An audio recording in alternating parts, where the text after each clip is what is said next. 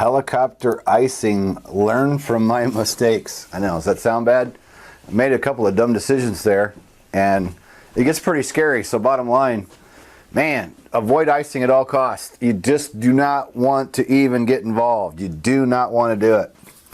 What do we got here? We got 15 people still watching at 3 hours into this. Awesome. I like doing this stuff. This is fun. Plan on doing some more of these. Maybe we'll make them a little shorter and break them down. I didn't realize how long this would actually take or how long this would go, but that's all right. Appreciate the comments. Appreciate everybody being here. Appreciate the likes that we've had. I'm sure some of you have subscribed, so if you haven't subscribed, do that. Don't see any new questions right there. Hopefully I got all those questions answered up pretty well. So the next one is Chapter 13. Weather decisions. Icing is yes a weather decision. I'm going to go a little more in depth, give a couple more stories, some dumb things I've done. Proper English, there's some mistakes I've made, and then some feedback from other parties giving me a little hassle about weather turndown. Sometimes you just have to say no, and that's the hard part of being a pilot. That's what can get you in trouble, and sometimes you might end up losing your job by doing the right thing. And I'm sorry to say that, but there are going to be employers that are going to push you, and sometimes standing up for what's right is what you have to do. And I know plenty of pilots that have been fired over a weather decision, and I've never been, I've always stood my ground. And the longer I'm at it, I'm glad that I don't have to do a lot of cross-country flying at this point. I do mainly training here. If I do a ferry flight to take an aircraft somewhere, I make sure I have plenty of time. I won't do one that's like, oh, you got to leave now and it's got to be there by this time tomorrow. Halfway across the country, no, ain't going to do it. Not when I have weather to worry about. It's just not worth the headache. It's not worth the hassle.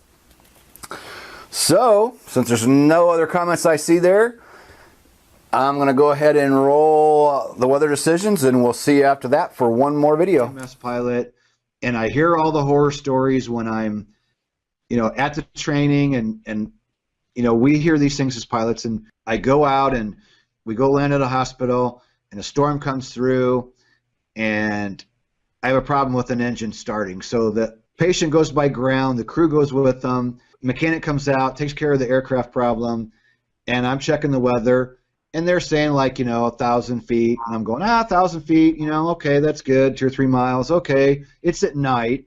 And I'm thinking, it sounds like it's going to be all right. Well, between where I was at and to get home, I can tell you the cloud level, I don't know what it got down to, 400 or 500 feet. So I take off with the right intentions thinking, oh, I'm, going to be okay. And the farther I got out in the middle of nowhere between where I was and getting back home, there's no weather reporting stations, about a 45-mile flight. I'm halfway in between the middle of nowhere, almost no ground reference lighting, and I keep coming down, and I keep coming down, and I don't even remember how low I got, and I don't even want to admit how low I got. But I know that I kept flying. I kept getting lower, and what I should have done is just landed. I should have landed the helicopter and shut it down and called and said, hey, I got in some bad weather, and I'm on the ground, and I'll sit here until it clears, or in the morning we'll do whatever. But the problem is, we don't want to admit that we're wrong. We don't want to go through the embarrassment of landing out in a field somewhere in the middle of nowhere and putting an EMS ship out of service because we made a stupid call and flew in some weather we shouldn't have. The right thing is to land and just shut down and wait for better weather. But we don't want to do that. And that's why guys get themselves into trouble, because we're macho. We don't want to say no. We get ourselves halfway involved into a flight, and then it turns ugly, and we're chicken to turn around, or we're chicken to just land. And I know, like in an Omni flight towards the end, they in the beginning they would say, make a 180 turn and fly back out of it. And then they changed their tune at a certain point and said, you know what, guys, with everything that's going on, all these helicopters are crashing, if you get into nasty stuff, we want you to land. We don't want you to turn around. We want you on the ground. If you start getting into the soup, land, put it on the ground, have the guts to shut it off, call your base and say, I just landed, I'm on the ground, we're safe, here's where we're at, we're going to wait for the weather to clear or whatever. But, we make these decisions for all kinds of stupid reasons when we know better, and it's very easy to be thinking you're making the right decision and go, the weather's, it's good enough. I can do this okay. And then you run into stuff that's not forecasted, or you're just in between weather reporting stations and the weather's lower than reported. You know, there's all kinds of reasons that people get themselves into trouble. And what I was getting at there, the other part of that is, you know, there's no way really to teach new students. I mean, you could put them in a simulator and go out and put them in a, you know, inadvertent IMC, which, you know, that's good training.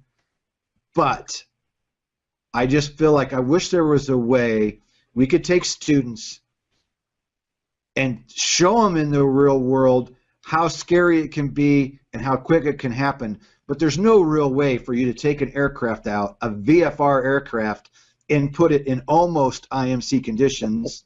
You know what I mean? There's, I've thought about how can we train, you know, what can we do to really train students? So I think that's one thing, you know, other than using a simulator, which again is a simulator. So, okay, there's no real fear of crashing because you're in a simulator.